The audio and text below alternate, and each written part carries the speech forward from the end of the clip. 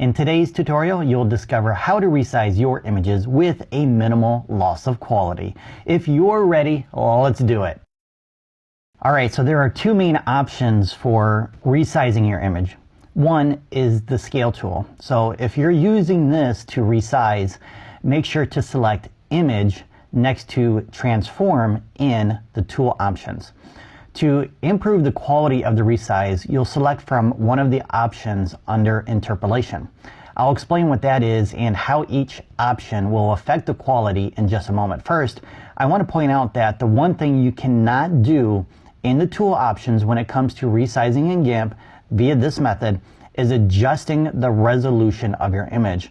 This can be done with the second option for resizing your image by going to Image and selecting Scale Image.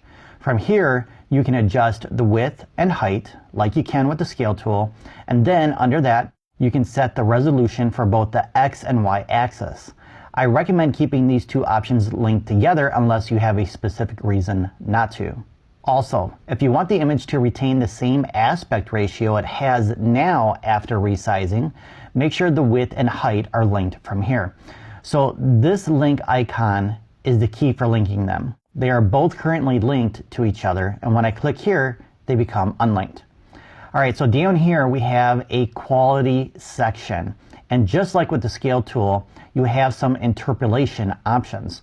These options are the secret to minimizing the loss of quality when resizing. And I say minimizing because it's impossible, at least at the time of this tutorial, to eliminate the loss of quality altogether.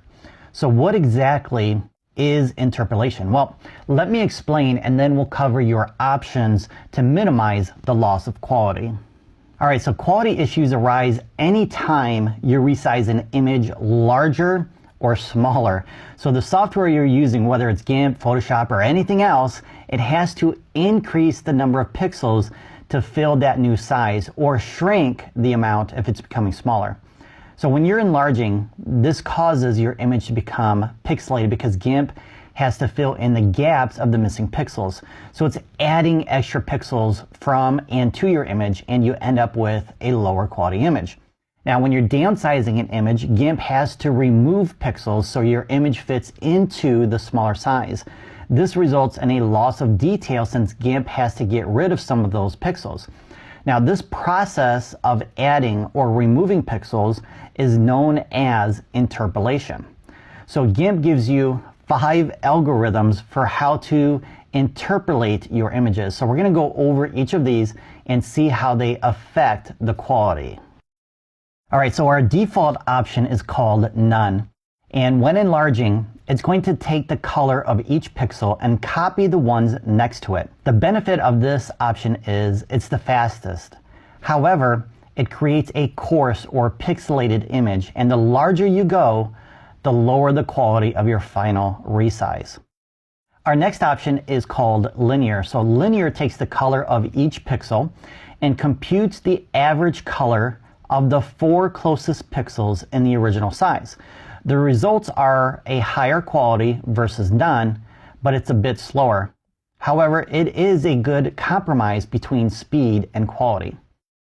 Our next option is Cubic, which is similar to Linear, except instead of averaging 4 of the closest pixels, it takes into account the 8 closest pixels, and as you might expect, it does take longer to render with this option, but the results are usually worth the wait.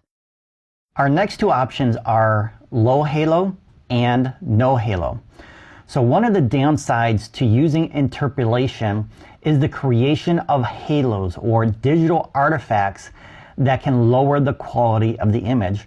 So low halo will reduce the amount of halo artifacts, where no halo will remove them completely, in theory anyways. So each one of these is progressively slower versus the other options mentioned. So the question then becomes, which one should you choose? Well, it's not an easy question to answer. It's something you'll have to experiment with on your own images to find out which one gives you the best results. Now, with today's digital cameras, the resolution straight out of the camera can produce very large prints on their own. So let's say you're creating an enlargement that is 40 by 60 or larger.